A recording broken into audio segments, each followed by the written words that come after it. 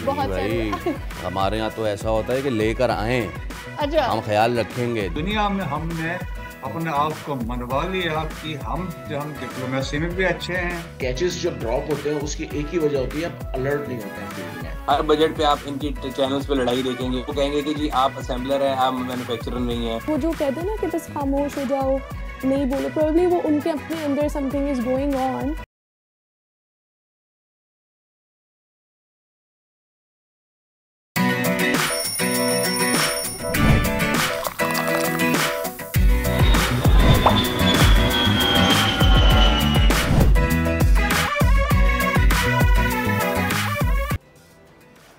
कमान इज्जत और इख्तियार का निशान, फौजी तारीख, रिवायत और फतह की निशानी। हुकूमत ने आर्मी चीफ आसिम मुनीर को बैटन ऑफ फील्ड मार्शल से नवाज दिया। ऐवान सदर में होने वाली तकरीब में सदर जरदारी, वज़ीर आज़म शहबाज शरीफ समेत मुल्क की सियासी अस्करी क़यादत भी मौजूद। तारीखी दिन वज़ीर आज़म ने कहा, पूरी कौम को बहादुर अफवाज पर फ़ख्र है।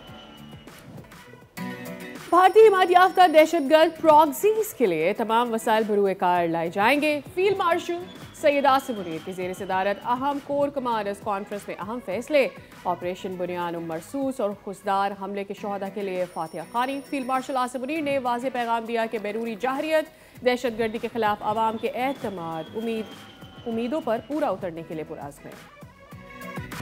लाहौर कलंदर्स ने दूसरे एलिमिनेटर में फतह अपने नाम कर ली। कराची किंग्स का पीएसएल में सफर हुआ तमाम। डू और डाई मरहले में आज लाहौर कलंदर्स और इस्लामाबाद यूनाइटेड होंगे आमने सामने। जीतने वाली टीम इतवार को फाइनल में क्वेटा ग्लैडिएटर्स का करेगी सामना। बैट टच करने वालों से घबराएंगे नहीं, टकराएंगे। पंजाब भर में बच्चों के तहफ़्फ़ुज़ के लिए आगाही मुहिम का आगाज। हया और बहादुर की पहली सीरीज आते ही सोशल मीडिया पर धूम। नई सीरीज में बच्चों को आसान और दिलचस्प अंदाज में ज़ाती हिफाजत, तंदुरुस्त और गलत जिस्मानी रवैये के दरमियान फ़र्क समझाए गए हैं। और जापान पर सबसे लाली परचम सरबलंद। वर्ल्ड ओपन ताइक्वांडो चैंपियनशिप में भारतीय हरीफ 30 सेकंड में नॉकआउट। आर्मी इवेंट में गोल्ड मेडल जीतने वाले मजहर महसूद तो आज होंगे दुनिया बोल है में मेहमान। अस्सलाम वालेकुम, खुशामदीद, वेरी गुड मॉर्निंग। आप देख रहे हैं दुनिया बोल है, मैं हूं सैयद फैसल करीम और मैं हूं Sadia Samson. I really hope, we hope कि आपकी सुबह अच्छी हो गई होगी, और अगर नहीं हुई है तो एज फैसल सेज ऑलवेज कि हम हैं ना, हम कर देंगे। एब्सोल्युटली। आज वैसे बहुत से लोग खुशी इसलिए भी मना रहे होंगे, बहुत से बच्चे इसलिए खुशी मना रहे होंगे कि ये नहीं कि वीक का आखिरी दिन है एंड ऑल दैट, लेकिन बकरीद करीब करीब है और बच्चों के पेपर्स भी ख़त्म हो चुके हैं। तो ईद से बकरीद में एक डिफरेंस ये होता है कि बच्चे ईद पे करते हैं शॉपिंग की जिद और बकरीद पे भी करते हैं शॉपिंग की जिद, लेकिन वो शॉपिंग थोड़ी डिफरेंट होती है। करेक्ट, और वो होती है जानवरों की शॉपिंग। एंड ऑल्सो उसमें उनको ये भी शौक होता है कि अभी जानवर खरीदना है या नहीं खरीदना, हम विंडो शॉपिंग के लिए चले ना, तो वो जो माहौल होता है। अरे नहीं भाई, हमारे यहाँ तो ऐसा होता है कि लेकर आए, अच्छा हम ख्याल रखेंगे। दिन रात उसी के साथ गुजर रहा है, ख्याल रखा जा रहा है। अच्छा, गलियों में भी, गली मोहल्लों में भी जो रश होता है ना कि उसका जानवर कैसा है, वो मेरे दोस्त का जानवर कैसा है। It's a celebration of course, but it's a happening, it's the kind of event that goes for days and days and days. लेकिन इस सब में हमें बच्चों को ये सिखाना नहीं भूलना चाहिए कि ये शो ऑफ नहीं है, ये बड़ी जिम्मेदारी की, जिस पे तो हम बात करेंगे। Also the way आपको अपने जानवरों को केयर करना, बच्चों को नहीं पता होता, उन्हें गली मोहल्लों में घुमाना है, लेकिन जानवर परेशान हो जाते हैं। जानवर परेशान हो जाते हैं, इस सब पे भी हम बात करेंगे, लेकिन स्टार्ट करेंगे आज की सबसे अहम डेवलपमेंट से। फील्ड मार्शल आसिम मुनीर को बैटन ऑफ फील्ड मार्शल से गुज़श्ता रोज नवाज दिया गया। यह अज़ीमुश्शान एजाज़ सदर मुमलिकत आसिफ अली जरदारी और वज़ीर आज़म शहबाज शरीफ ने सैयद आसिम मुनीर को तफवीज़ किया, जो पाकिस्तान की मुसल्लह अफवाज की गैर मामूली क़यादत और बेमिसाल खिदमात का एतराफ़ है। बिल्कुल, आर्मी चीफ को चाको चौबंद दस्ते ने कल जब ये पूरा इवेंट हुआ उस पर सलामी पेश की गई, और ये बैटन ना सिर्फ उनकी जंगी महारत की एक अलामत है, बल्कि कौमी सलामती के लिए उनकी जो कुर्बानियाँ हैं और जो जज्बे हैं, उनका जज्बा है, उसका भी सबूत है। तो पहले कल का ये जो इवेंट है उसके कुछ हाईलाइट्स आपके साथ शेयर करें। Kindly proceed with the investiture and confer the baton of Field Marshal upon Field Marshal Syed Asim Munir, Nishane-e-Imtiaz Military Chief of the Army Staff.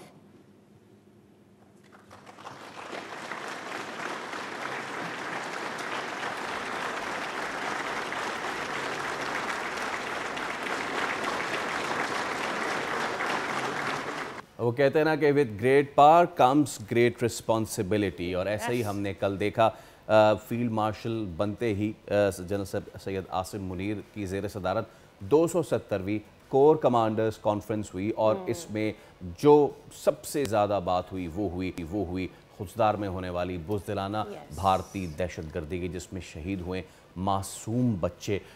इन बच्चों और ऑपरेशन बुनियानुम मरसूस के शोहदा के लिए इसमें फातह खानी भी की गई। बिल्कुल, और फील्ड मार्शल ने पाकिस्तान के अवाम की जो गैर मुतज़लज़ल हिमायत है और कंसिस्टेंटली जिस तौर से अवाम में पाकिस्तान फ़ौज के साथ खड़ी है, उसको कहा कि ये काबिल तहसीन है, और उन्होंने इसको खराज तहसीन भी पेश किया। दूसरी तरफ जो बलूचिस्तान के ज़िला खुजदार में सफाक दहशतगर्दी का वाक़या पेश आया, उसमें भारत की पुष्पनाही से चलने वाली जो प्रॉक्सीज़ हैं उसके ज़रिए की गई है, इस बात का दिया गया है। और साथ ही ये भी बताया गया कि इस हमले में यकीनी तौर पर 4 बच्चे जाँ बहक हुए हैं और कई बेगुनाह जो है ओवरऑल इसमें शहीद हुए हैं। और ख़ास तौर पर बच्चों को टारगेट करना, सॉफ्ट टारगेट्स, ये कहीं भी किसी भी तरह से किसी भी कैंपेन को जस्टिफाई नहीं कर सकते। सो कोर कमांडर जो कॉन्फ्रेंस हुई उसमें जो बैरूनी जहरियत है उस पर भी बात हुई, जो इंतहा पसंदी हो रही है उसके ऊपर भी बात हुई, और इसका कलाकमा करने के लिए क्या इकदाम उठाए जाएंगे और किस आज़म के साथ मज़ीद आगे बढ़ा जाएगा, इसका भी जिक्र हुआ। एब्सोल्युटली। अब इस सब पे बात कर लेते हैं। मसूद खान दिफाई तज़कियाकार हमारे साथ मौजूद हैं। गुड मॉर्निंग ब्रिगेडियर साहब, thank you so much for your time. खुश आमदेद कहते हैं आपको शो में। मसूद साहब, इससे पहले कि हम बलूचिस्तान वाले मामले पे आपसे ज़रूर हमने गुफ्तगू करनी है, मैं चाहूँगा कि एक तो कल की जो तकरीब हुई है जो कि बैटन तफवीज़ किया गया है फील्ड मार्शल का जनरल आसिम मुनीर को, उस पर थोड़ा सा तज़िया ज़रूर दीजिएगा, और फिर हम आपसे बलूचिस्तान वाले मामले पे भी बात करते हैं। जी हाँ, बहुत शुक्रिया। देखें, जो कल की तकरीब थी, और it was an historic day Pakistan की हिस्ट्री में है, और ये एक देखें बड़े अरसे बाद ऐसा इवेंट आता है जब आप एक्सेप्शनल सर्विसेज को वार टाइम में और लीडरशिप को जब आप रिकग्नाइज करते हैं, और करने के बाद गवर्नमेंट ऑफ पाकिस्तान उनको ये जो ऑनरी रैंक है फील्ड मार्शल का जनरल आसिम मुनीर को दिया, जो no he is become a field marshal. तो मेरा ख्याल में देखें, जब से उन्होंने कमांड संभाली थी पाकिस्तान आर्मी की, तो उनमें एक स्ट्रेटेजिक क्लैरिटी हमने देखी, और इसके बाद उनकी स्ट्रेटेजिक डिसीजन थी, और डिसाइसिव लीडरशिप थी, और डिसाइसिव डिसीजन मेकिंग भी थी। और क्लैरिटी इसलिए थी, उनका क्लियर था कि अफगानिस्तान पे हमारी क्या पॉलिसी होगी और हमारी पॉलिसी इंडिया पे क्या होगी, वार ऑन टेरर पे हमने क्या करना है। और फिर वो क्लैरिटी इनमें भी थी, 2 नेशन थ्योरी की हमेशा उन्होंने बात की है। फिर कश्मीर की उन्होंने बात की, जगलर वैन है, उन्होंने कहा था कश्मीर पे 3 जंगें लड़ चुके हैं, 10 भी मजीद लड़ना है तो लड़ेंगे। सो एक उन्होंने कौम को मुत्तहिद किया, और एक पाकिस्तान नेशनल फैब्रिक को इकट्ठा रखा, और तमाम कौम हमने देखा कि मार्का हक में और बुनियानुल मरसूस के दिन में पूरी कौम पाकिस्तान के झंडे के नीचे खड़ी हो गई थी। तो ये क्रेडिट भी उनको जाता है। जो कौम डिवाइडेड थी, पोलराइजेशन थी, और कुछ इख्तलाफात यकीनन वाज़ेह नजर आ रहे थे, लेकिन जब इनकी लीडरशिप और पॉलिटिकल लीडरशिप यकीनन थी, इसके तहत वहाँ पर पाकिस्तान का एक डिसेसिव और स्विफ्ट विक्ट्री हम कह सकते हैं इन दोज 5 आवर्स की दुनिया में हमने अपने आप को मनवा लिया कि हम डिप्लोमेसी में भी अच्छे हैं, हम मॉरली भी अच्छे हैं, पॉलिटिकली भी अच्छे हैं, बट मिलिटरीली हमने ये भी साबित कर दिया कि हम one of the leading armed forces of the world हैं। हमारी चाहे एयरफोर्स है, ग्राउंड फोर्सेस है, पाकिस्तान की नेवी है, लाइन ऑफ कंट्रोल में हमने साबित किया, फतेह 1 फतेह 2 से हमने साबित किया, आपकी एयरफोर्स ने हमेशा साबित किया है। सो ये कोऑर्डिनेशन भी थी, सिनर्जी भी थी, और लीडरशिप भी थी, और इसको एक्नॉलेज करके ये उनको फील्ड मार्शल करेंगे। बिल्कुल, और आप जिस तरह से बात कर रहे हैं कि अफवाज पाकिस्तान से अवाम की जो मोहब्बत है और उसका जो इजहार है वो बरमला किया गया जब ये पूरा प्रोसीजर जिससे हम ये प्रोसेस से गुजरे हैं, और फिर उसके बाद की सूरत हाल और उससे पहले की सूरत हाल। सो आई थिंक वो जो एक कॉन्फिडेंस नज़र आया है वो काबिल तारीफ़ है दोनों जानब से, अवाम का, फ़ौज का अवाम के ऊपर। आई थिंक कल से DGISPR की एक वीडियो भी सोशल मीडिया पे बड़ी फ्लोट कर रही है उनके लिए। उन्होंने एक प्रेसर किया, और उसके बाद जिस तरह से अवाम ने सपोर्ट का उनके लिए इजहार किया है, वो जो है वो बहुत डिफाइनिंग है, वो देखने में बड़ा अच्छा है। वो ज़रा अपने व्यूअर्स को दिखाते हैं। ब्रिगेडियर साहब आप भी देखें, हम भी देखते हैं। DGISPR ने एक इंटरव्यू भी दिया है ब्रिगेडियर साहब, और उसमें उन्होंने इंदिया दिया है कि अगर भारत ने अब कुछ मिस एडवेंचर किया तो पहले 3 निकलती थी हमारी तरफ नहरें, सॉरी दरिया, 6 निकलते हैं अब दरिया कश्मीर से, तो वो 6 के 6 फिर पाकिस्तान में ही गिरेंगे। What does this implicates? क्या अंदर खाने भारत अभी भी कुछ करने की कोशिश कर रहा है? जी देखें, मेरे ख्याल में अभी जो जितने बातें हो रही हैं, बयानबाजी हैं, दिस आर द रेटरिक, चाहे वो राजनाथ सिंह की तरफ से है, या अमित शाह की तरफ से हैं, या प्राइम मिनिस्टर मोदी की तरफ से है, ये डोमेस्टिक कंजम्पशन के लिए ये बयान दिए जा रहे हैं कि सही। पाज है, हम ये करेंगे वो करेंगे, बिहार के इलेक्शन सर पे आ गए हैं। लेकिन जो इम्पोर्टेंट चीज़ है, देखें, जहां हम कहते हैं डिप्लोमेटिकली, पॉलिटिकली और मिलिटरीली जो इंडिया का स्टेचर था वो गिर चुका है। दुनिया अभी उनको साइड लाइन कर दिया है, पाकिस्तान को यस। एतबार देख रहे हैं। तो अब इसके अलावा जो मोस्ट इम्पॉर्टेंट जो फैक्टर आया है कि इंटरनल कैपिटल जो हम कहते हैं ना, जो इंडिया में जो मासिस है, वो अभी अगेंस्ट हो गए हैं बीजेपी और संघ परिवार के। ऑलरेडी जो ये गवर्नमेंट जो है, देखें कि ये एक कोलिशन गवर्नमेंट थी, एक जनता दल और तेलुगु देशम पार्टी के मुनस्सिर है। अगर एक भी पार्टी हट गई गवर्नमेंट गिर जाएगी। 400 पार का नारा था, लेकिन 240 सीटें आ गई। और अब इसके बाद से मजीद इनकी तबाही की तरफ जा रहे हैं। तो सो दैट्स वाई ये बयानबाजी है कि हम ये करेंगे, हम वो करेंगे, फलानी सो एंड सो पाकिस्तान ने अपने जो देखें कि since we were on the right side, तो हमने डिप्लोमेटिकली भी अच्छा किया है और इंटरनेशनल कम्युनिटी को भी हैव कन्विंस्ड कि जी हमने कोई, हमारी इस फर्स्ट वेक ऑपरेशन में हमारा कोई काम नहीं था। हमने जो कुछ किया अपने दिफा में किया, और दिफा में इसके बाद हमने जो जवाब दिया है, रीपोस्ट लॉन्च किया था, that was in accordance with article 51 of United Nation. So दुनिया मानती है we are a responsible state. So therefore आप हमारी तरफ से देखें कि ऐसे कोई बयानबाजी आपकी पॉलिटिकल लीडरशिप की तरफ से नहीं आती है कि हम ये कर देंगे वो कर देंगे। लेकिन ये रिजॉल्व है, जिस तरह कोर कमांडर्स कॉन्फ्रेंस का भी यही था, पाकिस्तान की सोवरेनिटी पे और टेरिटोरियल इंटेग्रिटी पे कोई कंप्रोमाइज नहीं होगा, जो हमने डिमॉन्स्ट्रेट किया है। तो मेरा ख्याल में एक वाज़ेह हमारा मैसेज जा चुका है, we have established a new norm. Right, but still हम ये देख रहे हैं कि भारत किसी भी तरीके से ये चाह रहा है कि पाकिस्तान का जो पीस है उसे ख़राब किया जाए। मैं खुशदार वाक़े की तरफ निशानदेही करना चाहती हूँ, इंतहाई अफसोसनाक वाक़े, लेकिन पहली बार हमारे बच्चों को टारगेट नहीं किया गया। On the other hand we also know कि चंद ही दिन पहले बीजिंग में इसहाक डार साहब थे और तालिबान हुकूमत अफ़गानिस्तान के एफएम्स जो थे अमीर मुत्तकी भी थे, वहाँ पर हमारी उनसे बात हुई। बारहा हम अफ़गानिस्तान को ये कह चुके हैं कि आपकी जानिब से हमारे यहाँ दहशतगर्दी हो रही होती है। And eight the same time कल जो हमने प्रेसर देखा परसों सरफराज बुगटी साहब की जानिब से, उन्होंने कहा कि तालिबान हुकूमत से हमारी बड़ी क्लियर बात हुई थी और उन्होंने बहुत हमें कॉन्फिडेंस दिलाया था दोहा कॉन्फ्रेंस में कि अब ऐसा कुछ नहीं होगा। Now we are standing at a position where we are seeing कि इंडिया इस तालिबान हुकूमत के साथ अपने रिलेशनशिप्स बढ़ाना चाह रहा है और हम जानते हैं कि वो क्यों बढ़ा रहा है। What are we doing for that? देखें, इसमें थोड़ा सा बैकग्राउंड आपको बता दूं। This is a book my enemy's enemy, उसमें एक इन्होंने कोट किया है, Avinash Paliwal has written this book. तो उन्होंने कहा कि Lalit Man Singh was their foreign secretary India के कुछ अर्सा पहले। उन्होंने कहा when Pakistan increasingly became a problem for us, Afghanistan emerged as a counterbalance. और फिर उन्होंने कहा हमने अफगानिस्तान को यूज किया टू फिक्स पाकिस्तान। और अनफॉर्चुनेटली 1950 के ऑनवर्ड से, जब से इंडिया अफगानिस्तान की फ्रेंडशिप ट्रीटी हुई, उसके बाद से अफगानिस्तान में इंडिया अंदर आ चुका था। एंड वी हैव सीन जो लास्ट 20 ईयर्स थे, टॉप पे थे जब अशरफ गनी और करज़ई की हुकूमत थी। 66 कैंप्स थे, राह हर जगह पे थी। और आप देखें कि जब राब्ते थे ब्रास, फितना उल हिंद और फितना उल ख्वारिज के साथ इनके थे। और इन्होंने ब्रास भी 2018 में बनाए, 2020 में फितना उल ख्वारिज को इनके साथ मिला दिया था। और आप देखें कि सेक्रेटरी डिफेंस थे चार्ल्स हैगल, चक हैगल के नाम से बड़े मशहूर हैं, वो ओबामा के सेक्रेटरी ऑफ डिफेंस थे। तो he is on record, he said कि India is using Afghanistan as a second front against Pakistan. और उसने शवाहिद भी दिए थे कैसे फंडिंग आ रही है। तो हमें तो इसमें शक नहीं, द ओनली थिंग ये है कि हमें अब अगर अफगानिस्तान सिंसेरिटी अगर दिखाता है, जिस तरह वो कहते हैं हम एक इस्लामिक इमारत हैं, तो मेरे ख्याल में इंडिया का जो वहाँ पे इंग्रेस है वो रोके, और इनको रोकें फितना और खारिश और फितना और हिंदुस्तान को कि वो सॉइल यूज न करे।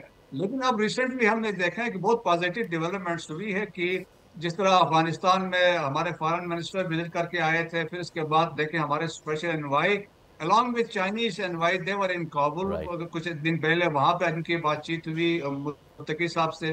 फिर अब जो बीजिंग में डेवलपमेंट्स हुई है वो बहुत जबरदस्त इंपॉर्टेंट है, इससे इंडिया को बड़े सेटबैक इसको काफी शोर है, क्योंकि बिल्कुल। अच्छा चाइनीज ने अच्छा, कहा कि इसमें एक तो वो ब्रिगेडियर साहब बिल्कुल I have got your point. एक आखिरी चीज़ है वो ये कि ऑब्वियसली आई डोंट नो, आप मुझे करेक्ट कीजिएगा अगर आपका एक्सपीरियंस रहा है खुजदार या बलूचिस्तान में लाजमी रहा होगा, और आई एम गेसिंग कि आपने खुजदार भी ऑब्वियसली आपने या तो कमान की होगी या देखा होगा। वक्त नहीं आ गया है कि हम इंटरनली भी चीज़ें ठीक करें, because Balochistan already difficult terrain है, खुजदार बहुत डिफ़िकल्ट टेरेन है, सिर्फ एक हाईवे सॉर्ट ऑफ है, पूरी हाईवे भी नहीं है जो मिला रही होती है कराची से कोयटा, तो बीच में खुजदार हमारा पॉइंट पड़ता है। इस तरफ पहाड़ हैं, इस तरफ पहाड़ हैं, local policing, local security beefing up, आप सारी चीज़ें नहीं छोड़ सकते ना सिर्फ फौज पे, उसका काम है सरहदों पे लड़ना। सो इंटरनली ब्रिगेडियर साहब अब वक्त आ गया कि पॉलिटिकली वहाँ पे जो मामलात हैं उनको ठीक किया जाए, वहाँ की पुलिस को बीफ अप किया जाए, क्योंकि ये सारे मामलात इंटरनली देखने के भी हैं। जी हाँ, बहुत इंपॉर्टेंट है ये चीज़। देखिए मेरा 12 साल का तजुर्बा है बलूचिस्तान का, और देखें बलूचिस्तान में 84% जो एरिया है वो that is B area. B area का मतलब है देयर इज नो पुलिस, की वहाँ पे कोई अमलदारी नहीं है, it is basically control by the levies. तो वहाँ पे लेवीज फिर वो हैं कि जो सरदारों की सिलेक्शन पे होती है, जो उस कबीले से ताल्लुक रखते हैं, so they are least push, non operational है। अभी हमने रिसेंट वाकयात हुए थे, दे डिडंट रिएक्ट, जब वाकया हुआ वहां पे एफसी को रिएक्ट करना पड़ा। सो देयर इज रिक्वायरमेंट कि ये जो कंसेप्ट है A and B area, B को खत्म करके हमने ए एरिया है जो सरदारों का कंट्रोल है, हमें इसको एड्रेस करना है। और सेकंड जो है, देखिए कितना सारा बजट आता है, जिस तरह आपने बात की कैपेसिटी बिल्डिंग हमने करनी, 83,000 की पुलिस स्ट्रेंथ है और बिलियंस ऑफ इनका बजट है, 70% बजट जो पाकिस्तान देता है गवर्नमेंट ऑफ बलोचिस्तान का है। तो वो वाला फैक्टर है, इंटरनली तैयारी करनी है। दूसरा बाकी ये है कि यकीनन देखें कि बलोचिस्तान अब बहुत तब्दील हो चुका है, और प्रेजेंट जो चीफ मिनिस्टर है वो बहुत अच्छी तरह डायनेमिक्स को समझते हैं और वो बड़े बड़े प्रोएक्टिव भी हैं। लेकिन इस वाकये के बाद मेरा ख्याल में आप देखेंगे कि एक बड़ा स्वीपिंग ऑपरेशन होगा, और जिस तरीके से हमने स्वात में देखा है, नॉर्थ वजीरिस्तान में ज़रब अज़ब की सूरत में देखा है, तो इंशाल्लाह इसी तरह बलोचिस्तान में भी।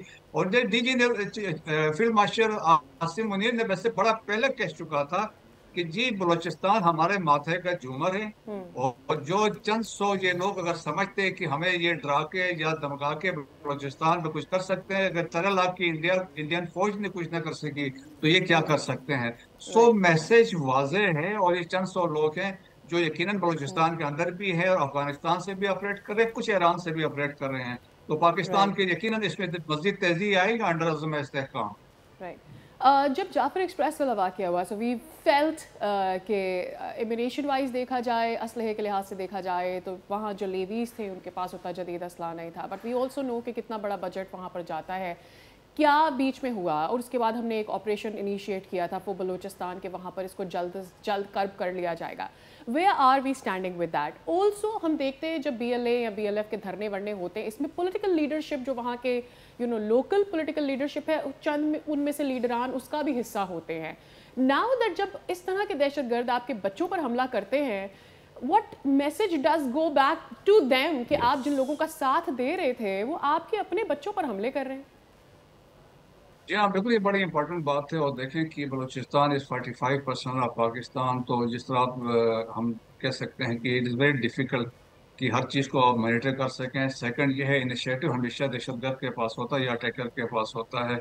अब बलूचिस्तान में रियलाइजेशन है, सिंस मेरी इंटरेक्शन हम करते रहे हैं, और बलूचिस्तान के जो बलोच के लोग हैं वो बड़े मुहिब वतन है। आज देखिए आपकी आर्मी में दे आर 5% आर्मी आपकी बलोच पे है, 45,000 प्लस हैं, 800 ऑफिसर्स हैं बलूचिस्तान के जो आर्मी को सर्व कर रहे हैं, सोर्ट ऑफ ऑनर लेने वाले हैं बलूचिस्तान के लोग। सो वहाँ पे एक अवेयरनेस यकीनन आई है। लेकिन जो इम्पोर्टेंट फैक्टर है, जो सरदार और नवाब वाला फैक्टर है, देखें यहाँ पश्तून और बलोचों में यही डिफरेंस आ रही है कि पश्तून जो है ज्यादा पढ़ लिख गए हैं और आगे ट्रेड वगैरह दूसरे दूसरे एक्टिविटीज में हैं, लेकिन बलोचों में अभी तक वो सरदार वाला जो इन्फ्लुएंस अभी तक है। तो मेरे ख्याल में बलूचिस्तान में लोगों में भी रियलाइजेशन है कि जी हमने निकलना है और वो पाकिस्तान की बलूचिस्तान की में कंट्रीब्यूट करना है। देखिए जो मेजर प्रोजेक्ट्स हैं बलूचिस्तान में 80% जो लोकल जॉब्स हैं वो बलूचिस्तान के लोगों को है। और हॉस्पिटल्स इतने अच्छे हैं। मैं तो एक गांव में खानोजा एक जगह है वहां पे गया जी। था, हॉस्पिटल देखा, इतना बेहतरीन हॉस्पिटल था। तो वहां पे देखे 820 जनरल हॉस्पिटल और 13 बड़े हॉस्पिटल हैं। सो कंट्रीब्यूशन गवर्नमेंट भी कर रही है, बलूचिस्तान गवर्नमेंट भी कर रही है, पाकिस्तान आर्मी भी कर रही है, फ्रंटियर कोर भी कर रही है। सो लोग बलूचिस्तान के वो मानते भी हैं, चाहे वो पश्तून है, बलोच हैं या इसके अलावा हजारा के हैं लोग हैं, वो मानते हैं कि यहाँ पे बड़ा काम हो रहा है। तो सही। यकीनन जो चंद सौ लोग हैं, यकीनन जो है कि वो उनको करना हम अभी पड़ेगा। भी और कहते हैं ये आईने बिल्कुल ठीक कह रहे हैं आप कि जो पॉलिटिकल वहाँ का एक एक एक, एक डेमोग्राफी पॉलिटिकल बनी हुई है, उसको चैलेंज करके और उसको करेक्ट करना पड़ेगा। Thank you so much brigadier Masood हमारे साथ मौजूद थे और दीगर मामला पर हम बात कर रहे थे। अब ज़रा कुछ क्रिकेट की बात कर लेते हैं। कल एक मैच हुआ और तारीख के सुनहरी हरूफ में मैच इसलिए याद नहीं रखा जाएगा कि बहुत चौके लगे, बहुत छक्के लगी, बहुत ज़बरदस्त मैच हुआ, क्राउड भर भर के आ गया। ये याद रखा जाएगा एक बार फिर फील्डिंग के हवाले से। बाय द वे 124 से बढ़ के अब 126 कैचेज हैं। आप बिलीव कर सकते हैं 126 कैचेस इस बार पीएसएल में ड्रॉप हुए हैं, उनमें से 2 से 3 जो है वो कल ड्रॉप हो गए। मतलब अपनी जात में ये एक अलग किस्म का आलमी रिकॉर्ड है जिसको कोई ब्रेक नहीं करना चाहता, जिसको कोई लीग, कोई टूर्नामेंट, कोई टीम, कोई दुनिया में इस रिकॉर्ड को ब्रेक नहीं करना चाहता। हमने शायद प्रॉब्ली क्लब लेवल पर या शायद स्कूल लेवल पर हमने इससे बेटर क्रिकेट देखी हुई है। रमजान टूर्नामेंट में भी लड़के पकड़ लेते हैं कैचेस, ये तो फिर इतना इंटरनेशनल लेवल का है। और it was not only about the catches. Syed Haider हमारे साथ मौजूद हैं। हैदर भाई, हम we would have love to talk to you about कि वाह भाई वाह, लाहौर फाइनल में पहुंच सकता है, कि इस्लामाबाद पहुंचेगा, कल क्या गलती हुई कराची से, लेकिन नहीं, हम आगाज़ ही करेंगे इस चीज़ से। हैदर भाई, आप इतने अरसे से क्रिकेट कवर कर रहे हैं, गली मोहल्लों में भी ऐसे कैचेस नहीं छोड़ते जैसे कि ये कैच छोड़ रहे हैं। और नईम बड़ी अच्छी बैटिंग की होगी आपने, आप कैसे इस तरह के कैचेस छोड़ सकते हैं? फिर हारिस रऊफ डॉली कैच, हम इंटरनेशनल दुनिया क्रिकेट को क्या मैसेज दे रहे हैं? पाकिस्तान की फील्डिंग स्टैंडर्ड जिम्बाब्वे से भी नीचे है क्या? देखें, कैचेस जब ड्रॉप होते हैं उसकी एक ही वजह होती है, आप अलर्ट नहीं होते हैं फील्ड में। जब आपका माइंड जो है वो कहीं और होता है, आप फिजिकली तो ग्राउंड में होते हैं लेकिन आप फोकस नहीं कर रहे होते हैं। जब आपकी फील्डिंग पे तवज्जो नहीं होती है तो ये कैचेस ड्रॉप होते हैं। दूसरी बात ये है कि हमारे यहाँ फील्डिंग को तवज्जो नहीं दी जाती है, फील्डिंग पर कोई उसकी अहमियत नहीं समझते हैं हमारे यहाँ। हमारे यहाँ ये समझते हैं कि बैटिंग आप अच्छी कर लें, बॉलिंग अच्छी कर लें, इट्स इनफ। ये सबसे बड़ा फैक्टर है। और ये आज का नहीं, ये हमारी पूरी क्रिकेट की जो 80 साल की हिस्ट्री है उसमें ये एक फैक्टर लेकिन हैदर साहब, 80 साल में हमने ऐसा नहीं देखा होगा हमारी टीम में कोई एक आध प्लेयर, कभी शाहिद आफरीदी, मोइन खान, राशिद लतीफ को बिहाइंड द विकेट्स हमने देखा। अब तो हमें अपने विकेट कीपर्स पर भी, हम यासिर को हमने जैसा कैच देखा है ड्रॉप करते हुए, with those gloves if you can do it, I don't know what are you gonna do without the gloves. So इतना बुरा हाल नहीं था। कोई ना कोई 1, 2, 3 ऐसे प्लेयर्स जरूर होते थे। यूनुस खान जो अच्छे फील्डर्स थे, इमरान नज़ीर, एजाज अहमद, बहुत अच्छे फील्डर थे। ऐसी बात नहीं है, बिल्कुल आप सही कह रही हैं। पाकिस्तान में बड़े अच्छे फील्डर्स रहे हैं, जिन्होंने यूनुस खान थे, फिर पुराने माजिद खान, मुश्ताक मोहम्मद, ये लोग ऐसे फील्डर्स थे, नामुमकिन कैच लेते थे। लेकिन उसकी वजह ये थी, उस वक्त उनकी पूरी तवज्जो होती थी फील्डिंग के ऊपर। वो अपने आप को प्रिपेयर करते थे इस बात के लिए कि कैच आएगा तो हमने फौरन पकड़ना है। अब जो हमारे इस वक्त जो यंगस्टर्स आ रहे हैं, उनकी शायद बिल्कुल भी तवज्जो नहीं है फील्डिंग के ऊपर। आप ये देखिए, कल जो डॉली कैचेस हुए हैं, यानी इतने सिटर थे, बिल्कुल हाथों में आराम से बच्चे भी पकड़ सकते हैं। इसका मतलब है कि आप जो है फिजिकली फिट नहीं है। आप बैटिंग तो कर लेते हैं टाइमिंग के ऊपर या अपनी रीच के ऊपर, तो ये चीज़ जो है ये बड़ी खतरनाक है। आप जब इंटरनेशनल क्रिकेट में जाते हैं, वहाँ ये चीज़ें माफ़ नहीं हो सकती। और जिस तरह की माजरत के साथ बॉलिंग और बैटिंग भी हमारी तरफ से, प्लेयर्स की जानिब से चंद एक को हटा के की जा रही है, आई टेल यू, मुझे ऐसा लगता है there is some brain fog, वो क्लैरिटी नजर नहीं आती। Are they taking lot of carbs, what are they doing कि उनका माइंड क्लियर नहीं है। किताब लेने से ब्रेन फॉग होता है? Yes of course, you did not know that. बिल्कुल सही बात है, क्लैरिटी नहीं है और उनकी तवज्जो नहीं है इसके ऊपर। वो बहुत सारी चीज़ें सोच रहे हैं कि पैसे कितने मिलेंगे, यहाँ से आगे हमें कौन सी लीग मिलेगी, किस फ्रेंचाइज लीग में जाएंगे, नेशनल टीम में आ जाएंगे। अब मुझे बताइए कि इस फील्डिंग के साथ ये जो कल जो कैचेस ड्रॉप किए हैं जिन लोगों ने, वो उनमें से 4 या 5 लोग नेशनल टीम में खेलेंगे अभी 2 दिन के बाद। और 2 दिन के बाद नेशनल लीग में जब खेलेंगे, क्या उनके अंदर कोई एक नया कोई फिजिकली रेवोल्यूशन आ जाएगा? नहीं, फिर हमें लॉजिक मिलेगी कि ये फिट इसलिए नहीं है क्योंकि पीएसएल में थक गए हैं। मतलब पूरी दुनिया में सब क्रिकेट खेल रहे हैं, हमारे प्लेयर्स थकते ज्यादा है, उनको क्रैम्प ज्यादा होते हैं। कल हारिस रऊफ को मैंने देखा, जैसे ही उसने विकेट ली उसको हल्का सा क्रैम्प हुआ, वो लेट गया। I know it will be natural, but जब इस तरह की चीजें फौरन होने लगती है ना, तो ठीक है भाई, मैंने विकेट ले ली, मैंने अपना काम कर लिया, अब I have got a cramp, I got a rest. बिल्कुल ऐसे ही, बिल्कुल आप सही कह रही हैं, ये प्रॉब्लम है।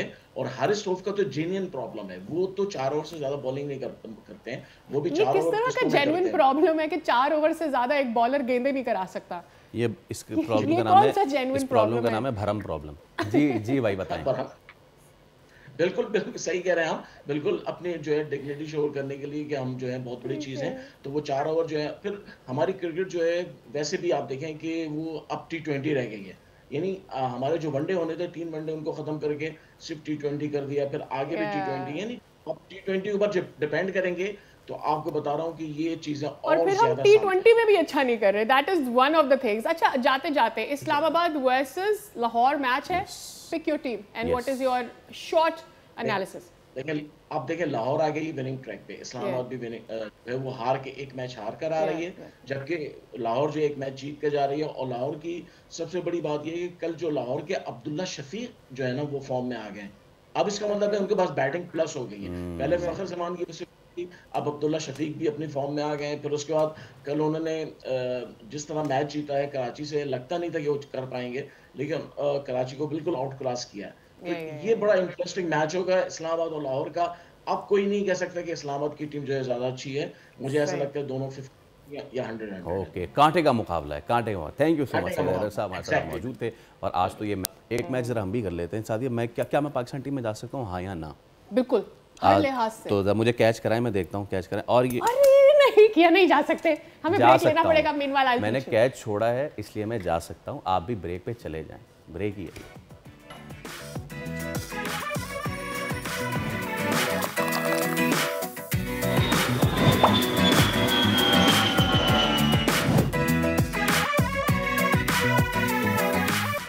Welcome back. 2 कॉफ़ीज़ नहीं पीऊँगा मैं, एक होती है ना कॉफ़ी, उसके ऊपर से वो पाउडर छिड़कते, वो कॉफ़ी होती है फैंटास्टिक। टी के बाद कॉफ़ी फैंटास्टिक कॉफ़ी मेरे पास है, लेकिन हम लोग भी तो है ना fantastic. It's just the same coffee. नहीं, अटेंशन सीक करनी है कि नज़रिए की बात होती है, और जब बात नज़रिए की होती है तो पाकिस्तान किसी से पीछे नहीं है। मजहर महसूद हमारे साथ है।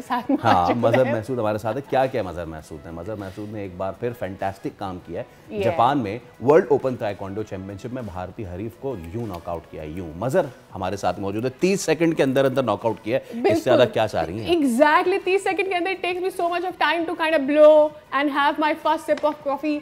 मजहर, वेलकम टू द शो। आप इतना फास्ट कैसे हो सकते?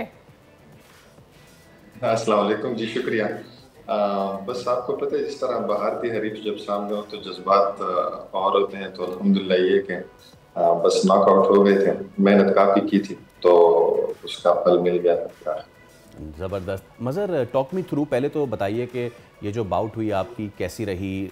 30 सेकंड जो बंदा हार जाए उसकी मैं क्वालिटी क्या ही पूछूं, बट स्टिल होता है ना इंडिया पाकिस्तान एक राइवलरी एंड ऑल दैट। ख़ास तौर पे जो अभी करंट सिचुएशन चल रही थी उसके तनाजुर में, सो किस तरह का माहौल था? जी बिल्कुल, ये जो हमारा इवेंट था ये 25 अप्रैल से 27 अप्रैल था, और आपको पता होगा आई थिंक 20 अप्रैल से ना वो शुरू हो गया था जो हमारा इशू था पाकिस्तान और इंडिया का। तो वहीं पे थे तो उन्होंने बता दिया था कि पाकिस्तान में भी ना पाकिस्तान और इंडिया का इशू चल रहा है। तो उस वजह से पहली जो मेरी फाइट थी वो जापान के साथ थी, सेकंड फाइट जो थी वो इंडिया के साथ थी। तो जब मुझे उन्होंने बताया कि ये इशू भी चल रहा है तो वो गुस्सा और भी डबल हो गया। तो ये है कि फिर जो सारा गुस्सा था बस वो फाइट में निकाल दिया। उसके बाद फिर जी फाइनल था फिलीपींस के साथ। मैं यूजुअली ये क्वेश्चन करती हूँ कि मोटिवेशन कहाँ से मिलती है? आई मीन लाइक जब भी some of the international events मैंने खुद अटेंड किए एज एन एथलीट, वो as a viewer as well, audience as well, और मुझे ये लगता है कि किसी भी बड़े इवेंट में जो इंडियन ऑडियंस होती है वो बहुत ज़्यादा बड़ी होती है कंपैरेटिवली पाकिस्तान से, और उनका जो कोचिंग स्टाफ होता है, आपके साथ जो टीम होती है वो भी ज़्यादा बड़ी होती है। बट देन उसके बीच में जब कोई पाकिस्तानी किसी भारतीय को हराता है तो आई हैव दिस क्वेश्चन कि ये मोटिवेशन क्या इससे आती है कि ठीक है you have better everything but I will prove you, या क्या वजह होती है? जी बिल्कुल, अगर सपोर्ट की बात करें तो इंडियन जो स्पेक्टेटर्स थे वो काफ़ी ज़्यादा थे और उनकी टीम भी काफ़ी बड़ी थी, उनके सारे वेट के प्लेयर थे। पाकिस्तान से सिर्फ I was the single one जिसने पाकिस्तान को रिप्रेजेंट किया था अपने वेट में, और मेरे जो कोच भी थे वो मेरे साथ नहीं थे ना, वो उनको भी उन्होंने डिपोर्ट कर दिया था। तो मेरे जो थाईलैंड के कोच थे ही वाज कोच। तो वो सामान भी जो इंडियन टीम थी वो अच्छी थी कि सामान उन्होंने दे दिया था कि हमारे सेंसर, शिन आर्म्स, ये सारे हमारे जो थे यूज होते थे ताइक्वांडो मार्शल आर्ट्स में, तो वो भी उन्होंने उसमें असिस्ट किया था। लेकिन ये थे मेरे जो थाईलैंड के कोच थे वो भी काफ़ी माशाल्लाह इस चीज़ में एक्सपर्टीज वो रखते हैं। तो स्टार्ट में उन्होंने उनकी जो एक फाइट थी पहले इंडियन, वो इन्होंने देख ली थी, तो मुझे उन्होंने कहा कि आपने इस स्ट्रेटेजी के साथ जाना है तो आप इंशाल्लाह विन कर लोगे। तो वो जैसे फाइट शुरू उन्होंने बताया कि इस तरह ये टेक्निक आप खेलो तो ये नॉकआउट भी हो जाए। तो वो ये था अल्हम्दुलिल्लाह, उन्होंने जो स्ट्रेटेजी बताई जी वो काम कर गई थी। मज़र आखिर में ये बताइए, वज़ीरिस्तान से लेके हुंजा से लेके स्कर्दू और बलूचिस्तान तक फिज़िकल कॉन्टैक्ट स्पोर्ट, चाहे वो ताइक्वांडो हो, जिजित्सु हो, ब्राज़ीलियन जिजित्सु हो, MMA, पाकिस्तानी पिछले 5 सालों में तो बड़ा ज़बरदस्त कर रहे हैं, बहुत ज़बरदस्त एक्सेल कर रहे हैं। हम हमेशा से कहते हैं कि जी गवर्नमेंट सपोर्ट नहीं होती है, उन स्पोर्ट्स को नहीं होती जिनमें हम अच्छा नहीं कर रहे होते, लेकिन जब हम इन चीज़ों में इतना अच्छा कर रहे हैं तो आपने कुछ सपोर्ट देखी हुकूमती सतह पे जब हम इतना अच्छा कर रहे हैं? नहीं देखिए, अगर हुकूमत की बात करें तो सपोर्ट बिल्कुल ज़ीरो है। ये तो अल्हम्दुलिल्लाह जिस कंपनी में जॉब करता हूँ काफ़ी सपोर्टिव है, मल्टीनेशनल कंपनी है, इंटरलुक शायद आपने नाम सुना, तो वो साथ सपोर्ट कर रहे होते हैं हर लिहाज से ना। तो ये है कि गवर्नमेंट की तरफ से तो जिस तरह हमारे CM है KPK के, वो भी बिल्कुल सपोर्ट नहीं कर रहे हैं, बुला लेते हैं लेकिन एज सच कोई सपोर्ट नहीं देते। हालांकि वो है भी हमारे एरिया के जहाँ पे हम रहते हैं ना, डेर इस्माइल खान के, तो ये है, लेकिन वहाँ से कोई सपोर्ट नहीं होती है। अब आप ये सोचें कि अगर हमें इतनी सी सपोर्ट के साथ हम इतना विन कर रहे हैं, तो जिस तरह क्रिकेट को सपोर्ट मिले, अगर हमें उस तरह की सपोर्ट मिले तो आप सोचें कि कितना ये और भी ज्यादा 30 सेकंड के बजाय 30 सेकंड के बजाय 3 सेकंड में नॉकआउट कर देंगे। और पाकिस्तान कंसिस्टेंटली अपना सॉफ्ट इमेज उजागर करने के लिए बहुत सारे इकदाम करें। आई रियली वांट टू से कि हमारे वो तमाम एथलीट्स जो अपने बलबूते के ऊपर ये सारी काम कर रहे होते हैं, government needs to look at them and see कि वो कहाँ ऐसे लोगों को सपोर्ट कर सकते हैं। मज़र, एक दफ़ा फिर आपको बहुत बहुत मुबारकबाद and thank you for joining us for today. एक मिनट, आपने कहा कि you have covered so many events as an athlete as well. Yeah, I've been. क्या करती थी आप? अच्छा मैं बताना बता। Yes, I have done. Yes, I have. Taekwondo, but Taekwondo. नाज़रीन, हम एक ब्रेक ले रहे हैं, हम ब्रेक के बीच में मैं इनसे दावपेच सीखता हूँ, आप ब्रेक लें। After this, hiya.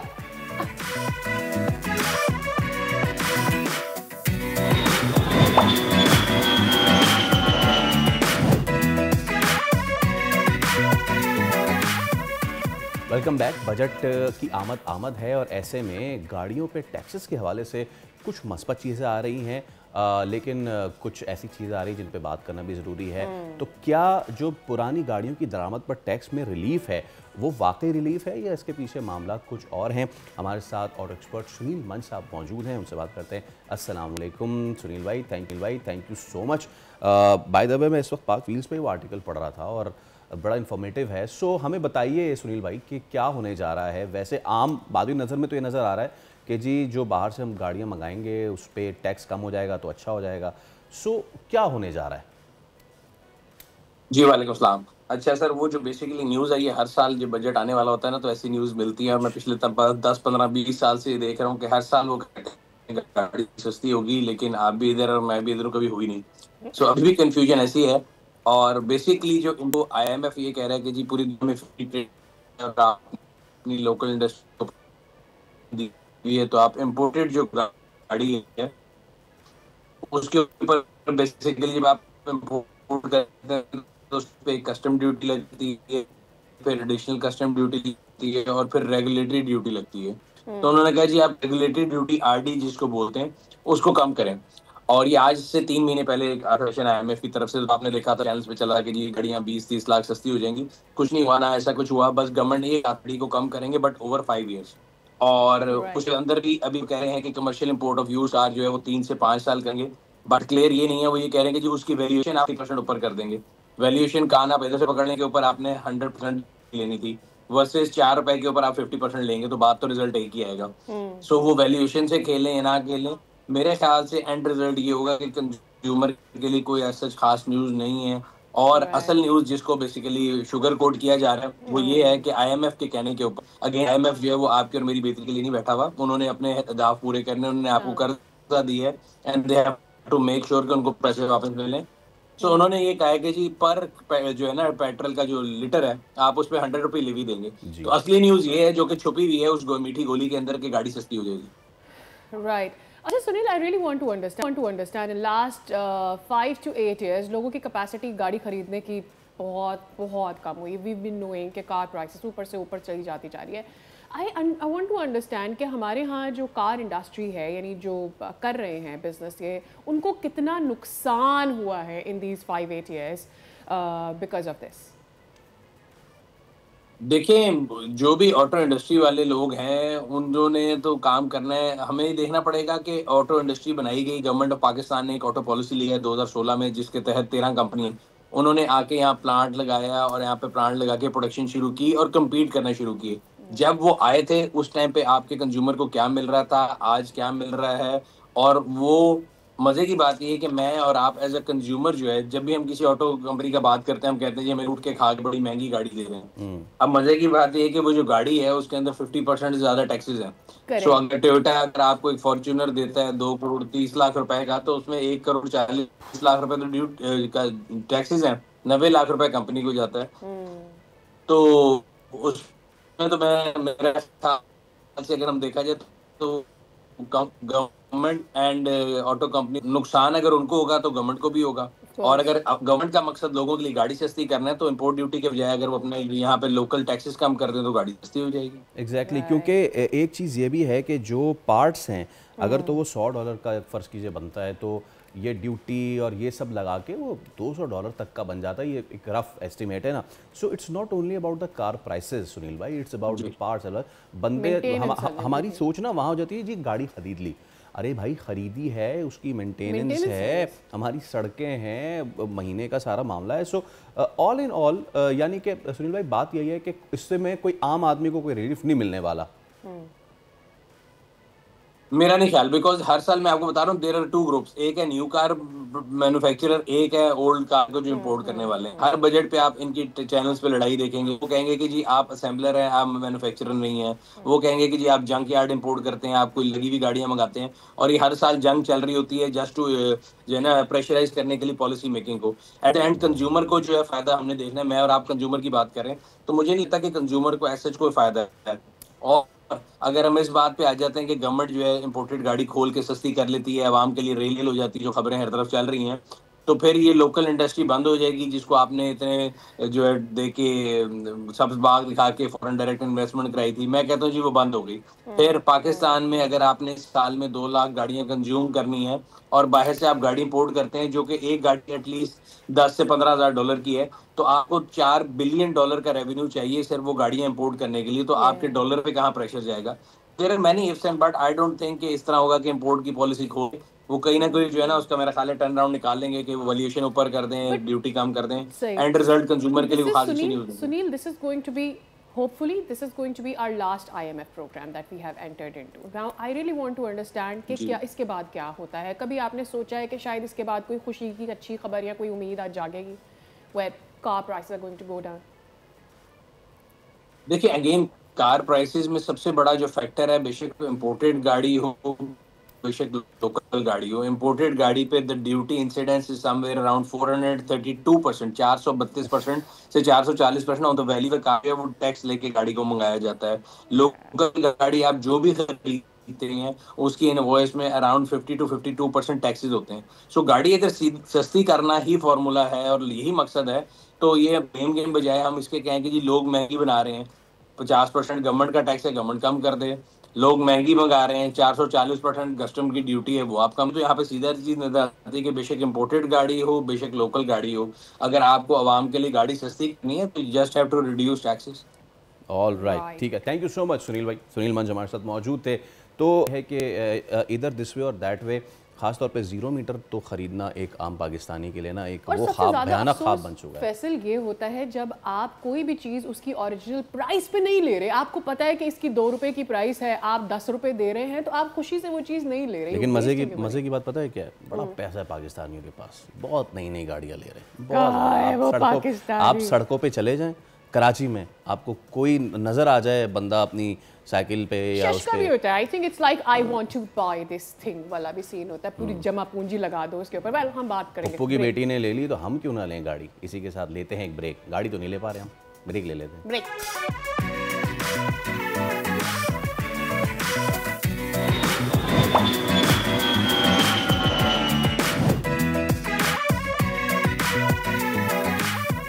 Welcome back. आप देख रहे हैं दुनिया बोले। बहुत शुक्रिया हमसे जुड़े रहने के लिए। दुनिया के होराइज़न पे इस वक्त पाक भारत कशीदगी मंजर आम पे है और इस हवाले से अब दोनों ममालिक जो हैं वो सिफारती मामलात में आगे बढ़ने की कोशिश कर रहे हैं। ऑल्दो कि पाकिस्तान ने सिफारती महाज पे भारत को बहुत पहले पिछाड़ दिया था, लेकिन अब यूरोप का दौरा कर रही भारत की टीम भी और पाकिस्तान की भी टीम, और पाकिस्तान की जो क़यादत कर रहे हैं वो बिलावल भुट्टो। एक तो डेवलपमेंट ये, दूसरी डेवलपमेंट जो कि बहुत ही सिग्निफिकेंट हुई है, आपको पता है कि इसहाक डार चीन गए थे और वहाँ पे अफ़गान जो थे हुक्काम भी थे। द डिफाइनिंग पिक्चर जिस पे भारत में बहुत आग लगी हुई है और वो ये थी कि चाइना, अफ़गानिस्तान, पाकिस्तान एक तस्वीर में थे और अफ़गानिस्तान को भी अब सीपैक में शामिल कर लिया गया। हम इस पर बात कर लेते हैं। माहिर बैन अक़वामी अमूर हुमा बक़ाई साहब हमारे साथ मौजूद। अस्सलाम वालेकुम हुमा बक़ाई साहबा, गुड मॉर्निंग। मैं आगाज़ ही करूँगा उस डिफाइनिंग पिक्चर से जिससे पड़ोस में आग लगी हुई है।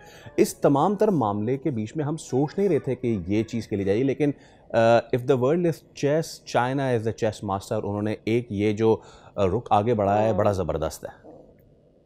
देखिए जी, मैं समझती हूँ इस वक्त जितनी भी बात हो रही है पोस्ट पुलवामा, बशमूल पाकिस्तान की स्पेक्टेकुलर विक्ट्री, उसमें ये शायद स्ट्रैटेजिकली सबसे इम्पोर्टेंट डेवलपमेंट है।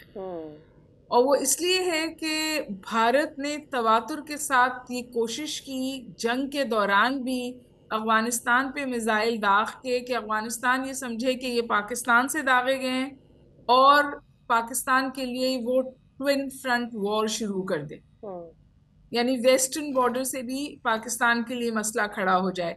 उसके बाद आपने देखा कि जो पोस्ट एक्टिव वॉर जो प्रोवोकेशन है उसमें इजाफा हुआ है फ्रॉम द वेस्टर्न बॉर्डर।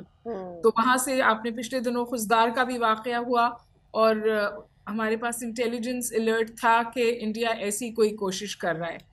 अब देखिए, जो जिस तस्वीर की तरफ आपने इशारा किया है, और वो इसलिए डिफाइनिंग मोमेंट है क्योंकि ये अफगानिस्तान के लिए एक जजमेंट कॉल है। अफगानिस्तान को ये फैसला करना है कि उसे खित्ते के साथ जुड़कर, पाकिस्तान के साथ जुड़कर, चाइना के साथ जुड़कर एक ग्रोथ एंड प्रोग्रेस की ट्रेजेक्टरी पे जाना है, या उसे अलाकार बनना है भारत का पाकिस्तान को नुकसान पहुंचाने के लिए। क्योंकि भारत इस वक्त अफगानिस्तान को अपनी बका और मफाद के लिए इस्तेमाल कर रहा है। उसकी जो भी इन्वेस्टमेंट, उसके पीछे ये ऑब्जेक्टिव है कि इससे पाकिस्तान को तकलीफ पहुंचाई जाए।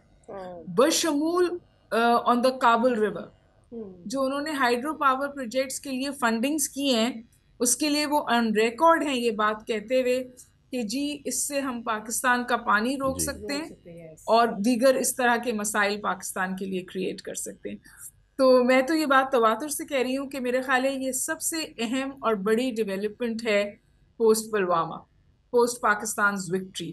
अगर ये China Pakistan Afghanistan convergence crystallise हो के सॉलिडिफाई हो जाती है तो भारत की आइसोलेशन खित्ते में कंप्लीट होगी। Bharat will be completely isolated, क्योंकि कोई खित्ते का दूसरा मुल्क जो है वो भारत के साथ नहीं खड़ा। बांग्लादेश ले लीजिए, नेपाल ले लीजिए, श्रीलंका ले लीजिए। तो अफगानिस्तान को वो कर रहे थे इस्तेमाल, उन्होंने एक टॉक्सिक स्ट्रैटेजिक स्पेस वहाँ हासिल कर ली है पाकिस्तान के खिलाफ। अब ये अफगानिस्तान को अपने मफाद के लिए फैसला करना है कि वो will it be a pawn in the hands of the Indians or it will opt for a trajectory which is growth and prosperity, and it is with Pakistan and Afghanistan. Also Pakistan के जो पिछले कुछ दिनों में Iran के साथ relationships और ज़्यादा बेटर हुए हैं। आई थिंक हमें उसे भी ऐड करना चाहिए, इस पर भी अपना कमेंट दे दीजिएगा। सो नाउ जहाँ से ईरान से इंडिया इंटरफेयर करने की कोशिश कर रहा था, अफगानिस्तान से इंटरफेयर करने की कोशिश कर रहा था ना, वो दोनों चीज़ें नहीं होगी। और दूसरी तरफ तो आपने वैसे ही बता दिया है, Bangladesh, Bhutan and Nepal and so on, वहाँ पर उनको उनके रिलेशनशिप्स इंडिया के कितने ख़राब है। ऑन द अदर हैंड हम जो नरेटिव बिल्ड करना चाह रहे हैं यूरोपियन कंट्रीज़ में जाकर, वेस्ट में जाकर, हम जो बताना चाह रहे हैं, इस इनिशिएटिव को भी आप किस तौर से देखती हैं? Although it was very well needed at this point in time, maybe it got a little late, but it's a good initiative. I don't think it got late. I think we just publicized it a bit later. Okay. I was listening to Hina Rabbani Khar on the television and she said कि ये decision Pakistan में हो ही गया था कि हम लोगों को भेजेंगे for diplomatic cultivation. और फिर जाहिर है कि आपको इंडिया की तरफ से ये पता चला। अब ये देखिए कि इंडिया से 50 लोग जा रहे हैं, जिसमें 20 गवर्नमेंट के हैं, 20 अपोजिशन के हैं और 36 गवर्नमेंट के हैं। तो उन्होंने बहुत बड़ा हैवी कंटिंजेंट डेवलप किया है इस काम के लिए। पाकिस्तान से अच्छे लोग जा रहे हैं। मैंने पर्सनली बिलावल भुट्टो साहब को इंटरेक्ट करते देखा है फॉरेन मीडिया से इन डावोस। बहुत बहुत अच्छी बात करते हैं और बहुत वेल रिसीव्ड होती है उनकी बातचीत। So I think we have good people going. और हमें नैरेटिव बिल्डिंग, अगर एम्प्टी नैरेटिव हो तो फिर बात नहीं बनती है। वो इंडिया ने कोशिश की और बहुत बुरी तरह कोलैप्स हुआ। So your whatever you are saying should be backed by evidence. और मैंने अभी देखा कि पाकिस्तान ये कह रहा है कि हमारे पास टेंजिबल एविडेंस है जो कुछ भारत अफगानिस्तान के थ्रू पाकिस्तान में कर रहा है। इस एविडेंस को बहुत अच्छे से शोकेस करना चाहिए। जो हमने पहले डोसियर्स दिए थे और जो पहले हमने एविडेंस दी थी इंटरनेशनल कम्युनिटी को, वो मूजिब बना इस बात का कि इस दफा भारत का नैरेटिव पुलवामा के बाद कोलैप्स कर गया। They had nothing to show और पाकिस्तान ने बिल्कुल टेंजिबल ऐसी एविडेंस जिसको आप वेरीफाई करा सकते हैं ऑलरेडी पेश की थी। और ये बहुत अरसे से चल रहा है, मनमोहन सिंह के जमाने से चल रहा है। हमने उनको शर्म शेख में एविडेंस दी थी, वो वहां मान भी गए थे कि पाकिस्तान में इंडिया की इंटरफेरेंस है, लेकिन जब वो वापस गए तो जाहिर है उन पे प्रेशर पड़ा और फिर वो अपनी उस बात से पीछे हट गए। तो आई थिंक पाकिस्तान इस वक्त पोजीशन ऑफ पावर में है, स्ट्रॉन्ग फुटिंग पर है। अब इसको हमें मजीद कंसोलिडेट करना है और नैरेटिव उस वक्त मजबूत होती है जब पीछे एविडेंस हो। डॉक्टर साहबा, पोस्ट 9/11 डॉक्ट्राइन जो बनाया गया था, the Islamophobia, the terrorism and all, आपको लगता है कि दिस ट्रम्प 2.0 एडमिनिस्ट्रेशन जब आई है, ये इन्होंने अभी तक कोई ऐसी बात नहीं की है? They are talking about peace peace and peace with so with this Bharat ने भी उसी डॉक्ट्राइन का सहारा लिया और पाकिस्तान को पहले रोग स्टेट, रोग नेशन, दहशतगर्द स्टेट सब कुछ डिक्लेयर कराने की कोशिश की। अब पूरी दुनिया पहले शायद बाय कर लेती थी, इस बार वो बाय नहीं कर रही है। सो मैं चाहूँगा इस पर आपका भी कॉमेंट कि is the world going to a new world order sort of thing? देखिए, न्यू वर्ल्ड ऑर्डर की तरफ तो बिल्कुल पेशकदमी है, क्योंकि हम एक मल्टीपोलर वर्ल्ड की तरफ बढ़ रहे हैं। आपको पता है कि चाइना और रशिया का नेक्सस है और ट्रम्प जो हैं वो गैर रिवायती यूएस प्रेसिडेंट हैं। तो इस दफ़ा भी और बहुत सारे जो उन्होंने एक्शंस लिए हैं वो खासे अमेरिकन समझिए जो लाइन है उससे हटकर हैं। लेकिन अभी देखना है में सस्टेनेंस और कंटिन्यूटी होती है या नहीं, क्योंकि वो हर जगह बिल्कुल बहुत समझिए गरूर से ये बात बताते हैं कि उन्होंने 2 न्यूक्लियर स्टेट्स के बीच में जंग रखवा दी है, लेकिन जो मीडिएशन फ्रंट है वहाँ पे हमें उस तौर प्रोग्रेस नहीं नजर आती। और पाकिस्तान के जो कंसर्न्स हैं वो अपनी जगह हैं, कश्मीर तो है ही, लेकिन उससे बड़ा concern abeyance of the Indus Water Treaty है। और अगर इंडिया पानी रोकता है तो अब हमारी तरफ से बिल्कुल कैटेगोरिकल स्टेटमेंट आया है कि फिर हमें उसका जवाब बिल्कुल उसी तरह सख्त तौर पे देना पड़ेगा। जहां तक भारत का रवैया है 9/11 के बाद, मेरा ख्याल है कि भारत इजराइल से बहुत ज्यादा इंस्पायर होता है। तो उसने doctrine of hot pursuit, pre-emptive strikes ये सब उसने करने की कोशिश की है। लेकिन जो बात उसने फैक्टर इन नहीं की अपने कैलकुलस में वो ये है कि पाकिस्तान जो है वो जवाब देने की भी ताकत रखता है और बुली भी नहीं किया जा सकता पाकिस्तान को। तो ये बात आपने पहले भी सुनी हुई होगी, मैं दोबारा भी कहूँ कि अगर कहीं इंडिया के जहन में ये सोच है कि वो पाकिस्तान के साथ वो कर सकता है जो इजराइल ने पैलेस्टाइन या गजा के साथ किया है, तो ये उसके अपने लिए बहुत नुकसानदेह होगा, खित्ते के लिए बहुत नुकसानदेह होगा, दुनिया के लिए खतरनाक होगा। सो पाकिस्तान इस क्लियर, पाकिस्तान स्ट्रैटेजिक रिस्ट्रेंट का भी मुजाहरा करता है। मैं तो समझती हूँ the ball is in the Indian court once more. अभी भी इंडिया को बैक ऑफ करना है एक्सट्रीमिस्ट पोजीशन से, और ये जो उसने एक मल्टी पॉइंट वॉर शुरू की हुई है पाकिस्तान के खिलाफ कि अच्छा जी 4 रोज में तो उसको समझ आ गई कि ईस्टर्न बॉर्डर को ज्यादा हॉट नहीं किया जा सकता, लेकिन वो वेस्टर्न बॉर्डर पे it continues to do what it wants. वो पाकिस्तान को दीगर फ्रंट्स पे हर्ट करने की कोशिश करता है, इकोनॉमिक फ्रंट हो, चाहे आपका मीडिया फ्रंट हो, डिप्लोमेटिक फ्रंट हो, प्रोपेगेंडा फ्रंट हो, इंटेलेक्चुअल फ्रंट हो। तो मेरे ख्याल ये वो फ्रंट्स हैं जहां पाकिस्तान को भी बहुत एक्टिव फुटवर्क करने की जरूरत है। All right. Thank you so much, Dr. Humab Pai, हमारे साथ थैंक यू सो मौजूद मच थी। For having me. Pleasure है, pleasure on all ours. So, the thing is कि अब दुनिया तब्दील होती जा रही है, उस तब्दील होती दुनिया में लोग अमन की बात कर रहे हैं, तो बदमाशी, हेजमनी और खित्ते का थानेदार तो आपको बनने नहीं दिया जाएगा। दूसरे सेगमेंट की जानिब अब हम बढ़ते हैं। इट्स अ सोशल थिंग, और बहुत ज़रूरत थी इस चीज़ की हमें हमेशा से, लेकिन शायद हम बहुत देर बाद जो है वो इस मामले पर आए हैं। The good touch and the bad touch, school में इस हवाले से बताया तो जाता है, पंजाब में अब इस पे काम भी हो रहा है, कैंपेनिंग हो रही है, एक एनिमेशन सीरीज़ बनाई गई है, और आई think it's about the time कि ये किया जाए। हम पहले ये समझते, ऑब्वियसली फर्स्टली हम ये समझते थे कि ये पेरेंट्स की जिम्मेदारी होती है, जो कि होती है, फिर ये स्कूल्स तक आने लगा। बट आई थिंक बच्चे इतने ज़्यादा कार्टून से और इस तरह की चीज़ों से लर्न करते हैं और वो उनके दिमाग में रह जाती है, बिकॉज वो उनके लेवल पर आकर बात की जा रही होती है, और उसके पीछे एक सोच होती है बहुत सारे लोगों की, which kind of sends the right message. और यही किया गया है। गुड टच और बैड टच के मौजू से मुतालिक एक सीरीज़ बनाई गई है, जिसमें जो सेंट्रल कैरेक्टर्स हैं वो हया और बहादुर के हैं, जो कि बच्चों में बैड टच और गुड टच को मुतारिफ कराते हैं, और फिर उसमें और कैरेक्टर्स हैं जिनसे बच्चे बात करते हैं, और फिर उनको वो गाइड किया जाता है कि this is how you should behave when you feel something uncomfortable. Yes, तो हमारी नफ्सियात फातिमा ज़िया हमारे साथ मौजूद हैं। अस्सलाम वालेकुम Fatima, thank you so much for your time. Thank you for having me here today. Pleasure. Sadia ने एक बात की कि पहले ये वालिदैन की जिम्मेदारी समझी जाती थी, फिर ये schools, but what I feel ये पूरी हमारी कौम की जिम्मेदारी है, माशरे पे कौम की पूरी जिम्मेदारी है। आजकल के बच्चे, आप उनको भाई मोबाइल से नहीं रख सकते दूर। ये भी एक डिबेटेबल टॉपिक है कि उनको किस उम्र में देना चाहिए, किस उम्र में नहीं देना चाहिए, बट अगर हम उनको ये कंटेंट फीड करें through our tabs, through our mobiles, तो वो व्हाट डू यू थिंक वो ज़्यादा उनके लिए लर्नेबल होगा रादर देन स्कूल में उनको बताया जा रहा है, या यू नो इस तरह की चीज़? I think it's a very collaborative approach, क्योंकि जैसे कि आपने कहा कि इंटरेस्ट बच्चों का आजकल जो है वो है स्क्रीन्स में, और वो एनीवे बहुत चीज़ें लर्न कर रहे हैं, जैसे सादिया ने भी मेंशन किया।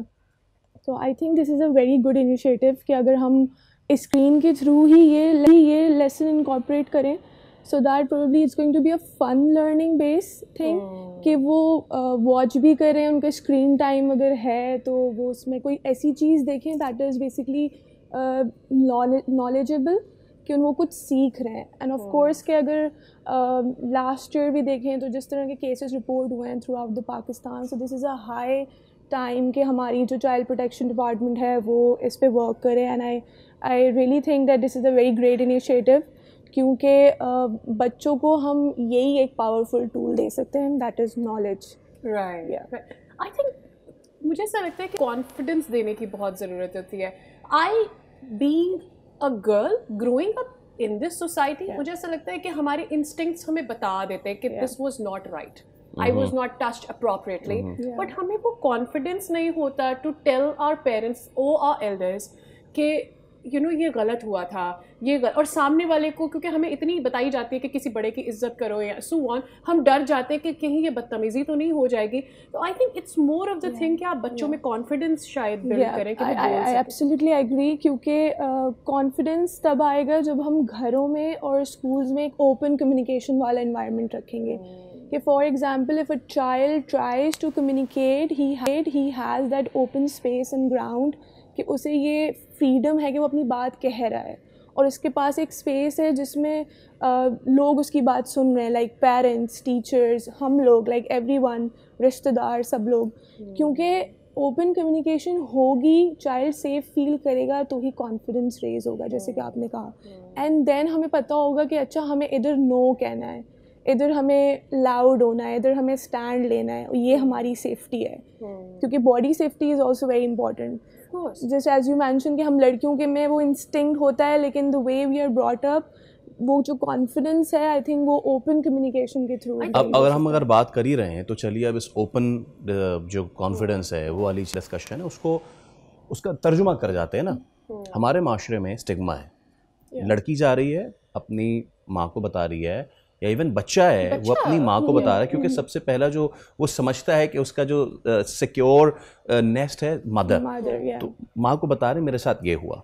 And not only in schools and colleges and जहाँ भी वो हैं, in their family as well. ठीक है, सबसे पहला जो रिस्पोंडेंट है वही अगर उनको ये कह रहा है कि यहाँ ख़त्म होती है बच्चों की confidence.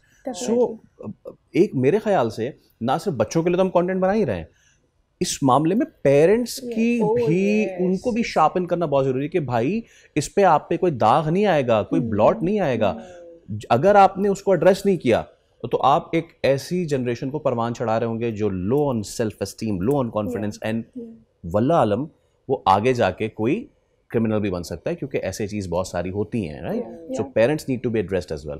Definitely I would say कि parents is having like very great responsibility these days especially so let's acknowledge that. Secondly कि उनको अपने ऊपर काम करना बहुत ज़रूरी होता है। So I think open communication, therapy, counseling sessions are the spaces जहाँ पे पेरेंट्स अपनी उन चीज़ों को डिस्कस कर सकते हैं, बिकॉज वो जो कहते हैं ना कि बस खामोश हो जाओ, नहीं बोलो, probably वो उनके अपने अंदर something is going on that is not letting them to open up about it, their own insecurities मुझे maybe। फातिमा याद पड़ रहा है जब हम छोटे थे और हम अपने वालिदैन से कभी बदतमीज़ी करते तो हमें आसपास के लोग शट अप करते थे कि तुमने बदतमीज़ी की है।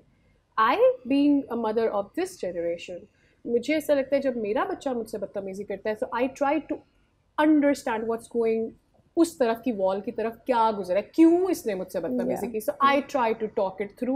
मुझे ऐसा लगता है जब आप अपने बच्चों को ये कॉन्फिडेंस देते हैं कि you can be your self in front of your parents, उनको ये कॉन्फिडेंस होता है कि वो स्कूल में जाके भी they can just be themselves, बाहर भी जाके, because my protector, my mother और माई फादर, वो सेटल कर लेंगे, वो हैंडल कर लेंगे।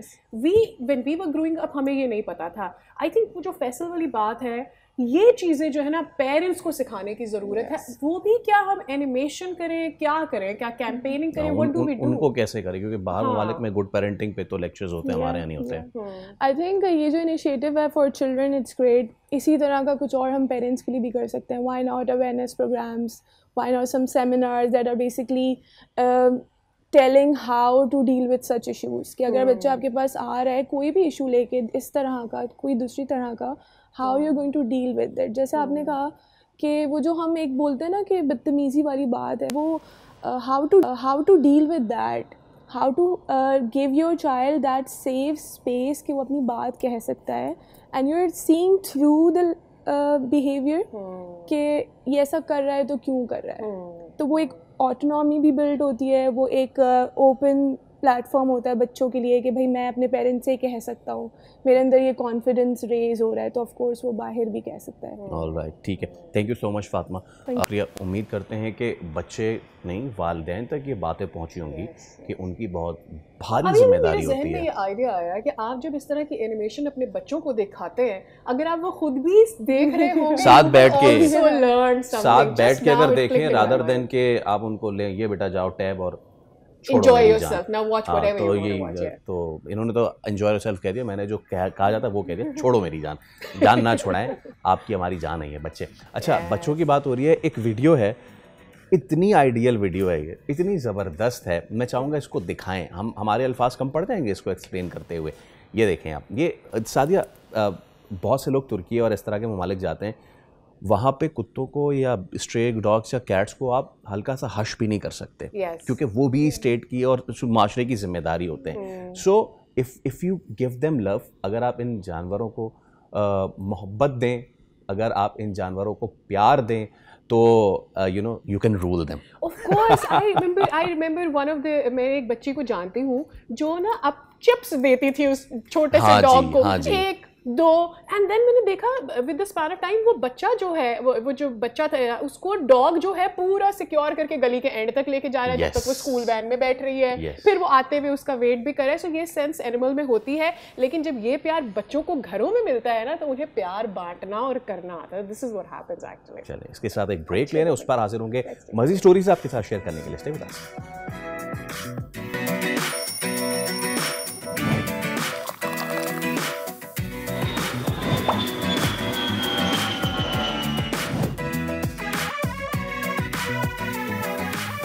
फिर आपको कहेंगे खुश आमदीद। इट्स अबाउट द टाइम कि हम जरा फिटनेस के ऊपर बात कर लें। आज हमने बहुत सारी चीज़ों पर बात की, it's been days that we have not talk about this. अच्छा जनाब, हालिया दिनों में बात की जाती है दांतों की कि एक नई तहकीक आई है और जापान की जानिब से ये नई तहकीक में दरियाफ्त किया गया है कि जो दूध के दांत होते हैं, परमानेंट दांत के अलावा एक third generation of tooth birth भी आपकी जो है वो मौजूद होती है, और अगर दांत निकल जाए तो इस टेक्नोलॉजी के तहत दोबारा दांतों को उगाया जा सकता है। I mean, have you ever thought about it, Faisal के कोई बात नहीं, तोड़ दो मेरे दांत में नया आ जाएगा टाइप। ये आप कर सकती हैं, आप बिल्कुल शौक से करें। मेरा ऐसा कोई शौक नहीं है कि मैं तोड़ दूंगा, लेकिन अगर टूट जाए, मैं बचपन में छलांगे लगाई हूँ और बेड के अंदर चला गया हो आपका दांत, और वो 8 ईयर्स से ऊपर की बाद की एज का हो, और वो पता है कि वो एक परमानेंट गैप है, अब तो कुछ जाली दांत ही करना पड़ेगा। और जिनको टूथ फेरी पे बहुत ज़्यादा है बिलीफ, वो तो ये सेगमेंट बिल्कुल ना देखें भाई। आप दांत तोड़ के ना हो कि तकिया के नीचे रखते रहें और आप समझे कि अगले दिन पैसा आ जाएगा। प्लीज़ ऐसा नहीं कीजिए। नहीं ऐसा होता है। अच्छा, I have been putting money under my child's pillow. ये है टूथ फेरी ये है असल टूथ फेरी। क्या बात है जी, क्या। लेकिन चलिए अब ज़रा सीरियस बात करें तो क्या वाकई ऐसा हो सकता है? तो डेंटल सर्जन डॉक्टर आशिर आज हमारे साथ मौजूद। डॉक्टर साहब, सबसे पहले तो thank you so much for coming. I hope you are having a good day. Yes, and let's make other good days as well. वो तमाम तर लोग जो दांतों के हवाले से, तो ये क्या कहती है तहकीक? What is it all about? Okay, Assalamu alaikum. So it's a big honor to be here. And जी ये टेक्नोलॉजी आजकल जो फोरफ्रंट पे काफ़ी चीज़ें आ चुकी हैं, और मैं गम स्पेशलिस्ट हूँ, जो एक अगेन एसोसिएट प्रोफेसर हूँ सर सैयद में, तो वहाँ पे, और I've also got a clinic as well, which in the evening. So basically what happens is this regeneration जो हम लोग बात कर रहे हैं दांत की और ये सब, तो ये technology has been Aahista Aahista evolve हो रही है। और अब ये जैसे मैं सर्जरी करता हूँ, और इस तरह से बिकॉज मैंने ट्रेनिंग अपने सारी लंदन से की हुई है, क्वीन मैरी से, जो और रॉयल लंदन हॉस्पिटल एफिलिएशन है उससे। तो ये जो है जो टेक्नोलॉजी जो रीजनरेशन की बात आ रही है, तो मैं बोन और जो चीज़ें जो जा चुकी हैं बेसिकली, बिकॉज़ थोड़े दांत के एक इर्द गिर्द आपके बोन और सीमेंटम और ये सारी चीज़ें पेरिडोंटल लिगामेंट होती है जो दांत को सपोर्ट करती है और रख लेती है उस जगह पे। एक बार जब गम डिज़ीज़ स्पेशली जो आजकल बहुत प्रेवलेंट है, बिकॉज़ हमारी सोसाइटी में डायबिटीज़ जो है बहुत ज़्यादा हो चुकी है, पुअर ओरल हाइजीन, कोई ब्रशिंग का आजकल सोचते नहीं हैं, बहुत सारे हैं कि हमें अभी भी पड़ता है, बताना पड़ता है। At the same time there is also issues that smoking जो है, which is these are main things which cause gum disease. Betel chewing and betel chewing, that comes under, yes exactly, poor oral hygiene, और वो cancer की तरफ भी जा सकती है। तो all of these things are very, जो बहुत ज़्यादा कॉमन है, और हमें अब as a specialist, gum specialist जो हूँ, तो मैं बोन और वो पेरिडोंटल लिगामेंट, ये सारी चीज़ें सर्जरी करके मैं वापस ला सकता हूँ। और दैट इज़ समथिंग विच अ पेरिडोंटोलॉजिस्ट, जो अब वो वर्ड है काफ़ी मुश्किल सा, लेकिन it's a specialist of gums, और सारे जो सारी ट्रेनिंग मैंने लंदन से ली थी। अब ये जो चीज़, यही रीजनरेशन अब दांत का भी अब कोशिश कर रहे हैं, कि they trying to bring it in, ताकि एटलीस्ट चलें अगर हम बोन के इर्द गिर्द भी ला सकते हैं तो वाई नॉट नेक्स्ट लेवल जाएं। जापान में इन्होंने ये स्टार्ट किया कि स्टेम सेल्स और ये सारी चीज़ों के साथ they grow it again. So this is already been an evolving thing कि आहिस्ता आहिस्ता ये चल रही थी, एंड अब ये आहिस्ता से और भी जा रहा है कि because there are things like enamel जो एक ज़माने में जब एक बार जाती है तो वापस नहीं आती, तो इस वजह से we need it back again. तो जब वापस लाने के लिए ये these technologies are coming in now, right. तो ये टेक्नोलॉजीज आ रही हैं बट ये स्टिल एवोल्यूशन में है, और maybe it will take some years to really be there actually, ऐसा ही कुछ है? So as far as the surgeries of bringing the bone और ये सारी चीज़ें structures वापस, because everybody जो भी अगर कोई दांत हिल रहा है और निकल जाती है तो फिर वो बंदा समझता है कि he's getting old, और फिर साइकोलॉजिकल इफ़ेक्ट होती है, फिर खाने में भी इफ़ेक्ट होती है कि आपके सही से खाना वाना नहीं हो रहा, and obviously then you have other issues. कुछ लोगों के साइनस भी होता है जिसकी वजह से मैंने सुना है कि आपके दांत अफेक्ट होता है, is it so? Sinusitis, and I mean, you sometimes what can happen is yes. I mean, sometimes if the teeth are, I mean, sinus issues in a different sort of way कि जब हम implants वगैरह लगा रहे होते हैं तो उस वक्त वो sinus जो है we have to be careful about it, तो वो implants के लिए थोड़े से issues होती हैं. Right.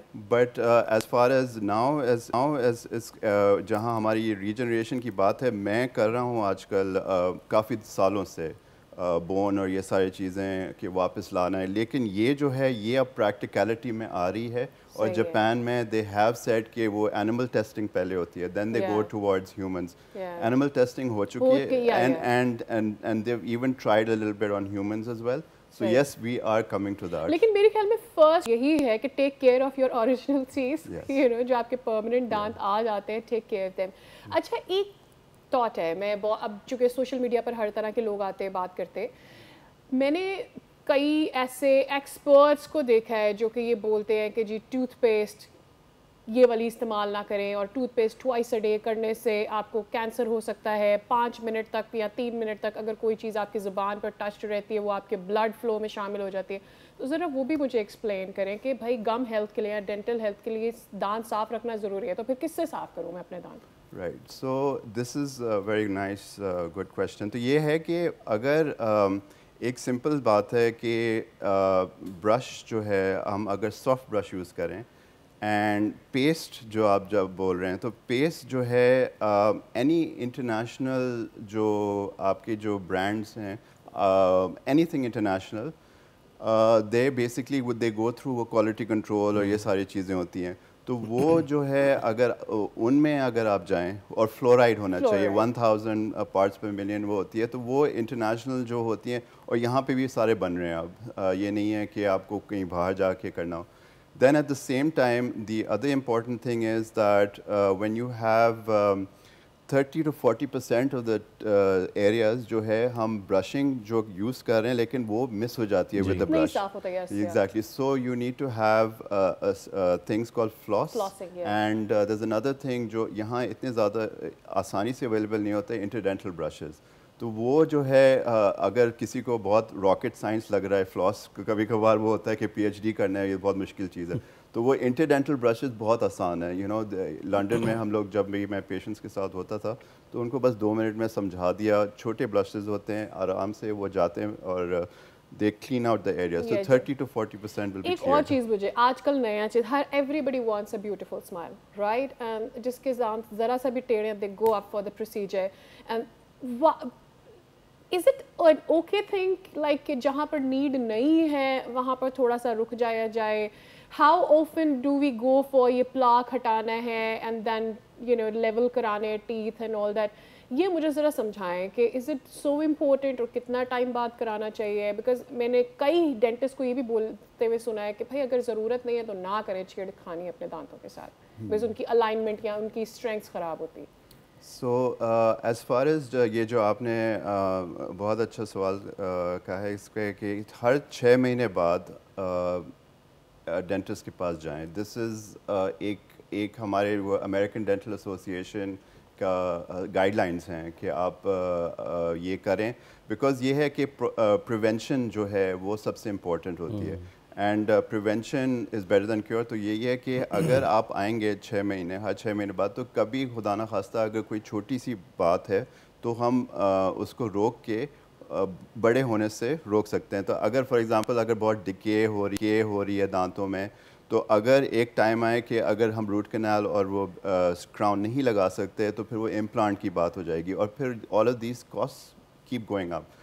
तो प्रिवेंशन इज़ एवरीथिंग। एंड यही बात है कि अगर आके एवरी 6 months एक टिपिकल एक जो कैलकुलस और चीज़ होती हैं, हम लोग कभी कभार वो छोड़ देते हैं। ब्रशिंग अगर कभी सुबह शाम कभी मिस हो गया, बिकॉज इट्स इम्पोर्टेंट सुबह शाम आप कर रहे हैं, अगर मिस हो गया तो ये है कि ये स्केलिंग एक बहुत सिंपल सी चीज़ है, वो अगर आप एवरी 6 months करवा लें so that your gums will be, वो हम प्रिवेंशन के दांतों की अलाइनमेंट नहीं खराब होती, डिस्टर्ब नहीं होती, आपके दांत सेंसिटिव नहीं होते in the longer run? No, because ये है कि यस दिस इज समथिंग जो लॉट ऑफ पीपल से कि नहीं जी मेरे लूज हो जाएंगे, ये हो जाएगा, सो दिस इज ऑल वो है, दीज आर नॉट फैक्ट्स। हाँ exactly, so you they need to be you know straight. Just one last thing दोबारा से ऑन द टॉपिक के, सो लोग जो ये देख रहे हैं जिनका दांत टूट गया है या फिर जो ओल्ड एज में चले गए हैं, उनकी रीजनरेशन हो सकती है, अगर आप हमें बता सकें। So yes, I mean, so this is what the idea is, and at the same time, अगर there is something जो अल्लाह मियाँ ने बनाया दांत, वो तो there is no substitute. This is that is no a given. But वही बात है कि implants are something जो drill होके surgery करके then you can place it and then उसके ऊपर आप दांत लगा सकते हैं।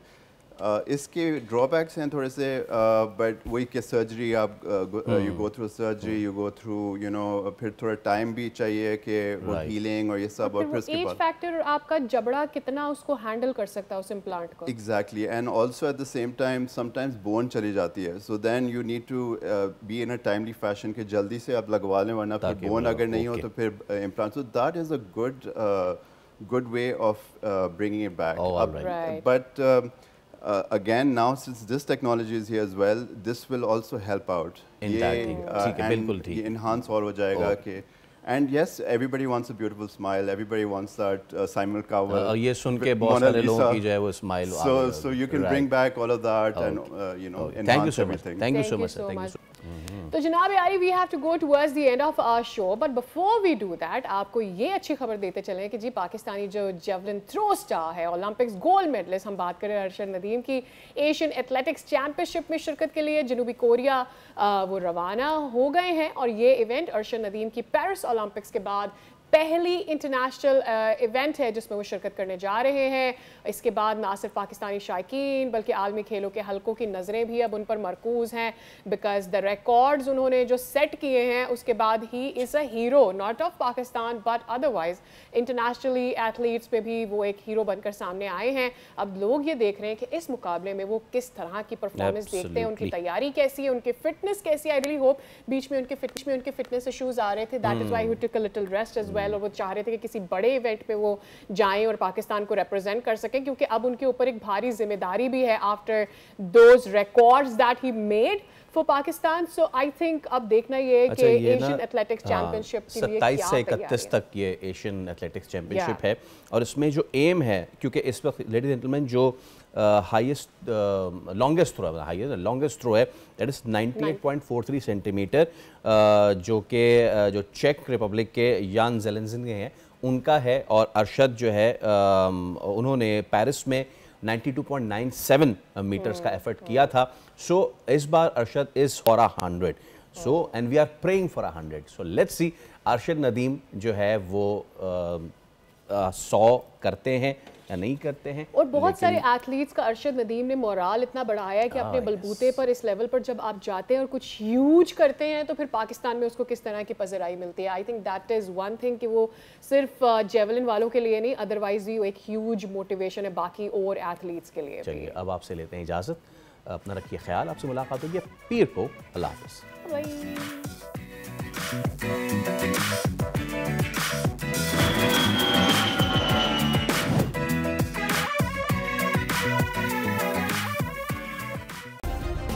सब्सक्राइब करें और बेल दबाएं ताकि कोई खबर रह न जाए।